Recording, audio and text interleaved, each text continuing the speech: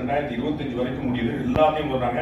அவங்க வந்து அணிந்துரை ஏன் இதுல இல்ல அப்படின்னு எனக்கு ரொம்ப ஆச்சரியமா இருந்துச்சு. அதுக்கு ஒரு போட்டு சின்னையாட்டியே பெரியாட்டியே வாங்கியிருக்கலாமே அப்படின்னு யோசிச்சேன். அண்ட் நான் இலக்கியவாதி பத்தி பேசும்போது நான் புத்தகத்தை படிக்கும்போது வந்துச்சேன். புதுமை பித்தனை ரெஃபர் பண்ணக்கூடிய ஒரு அரசியல்வாதி வந்து நமக்கு வந்து ரொம்ப ஆச்சரியம் தான்.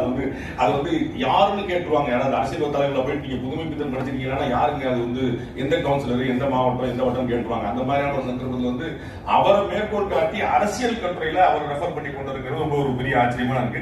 அப்ப இந்த ரெண்டு தரப்புகளுக்கு இடையில நமக்கு வந்து வரலாறு ரொம்ப முக்கியம். நோடு வரலாறு பதிவு பண்ணிட்டே இருக்கோம். அது வந்து நிறைய நம்ம கேட்டிருக்கோம். வரலாறு படிக்காதவர்களுக்கு வரலாறு கிடையாது, வரலாறு படிக்காதவர்கள் வரலாறு படைக்க முடியாதுன்னு பாக்குறேன். அப்ப வந்து இது வந்து ஒரு வரலாற்று பதிவா நான் பாக்குறேன். இத்தனை காலகட்டத்தில் கிட்டத்தட்ட ஒரு ஆல்மோஸ்ட் ஒரு 20 வருஷத்துல வந்து ஒரு 222 கட்டுரைகள் அந்த மாதிரி வந்து பண்ணிருக்காங்க. அப்ப அவ்வளவு தொடர்ந்து அந்த எழுத்து வரும்போது என்னென்ன சம்பவம் நடந்தது அப்படிங்கிறது ரொம்ப முக்கியமான விஷயமா இருக்குது. வந்து கவனிக்க வேண்டிய விஷயம். அதுல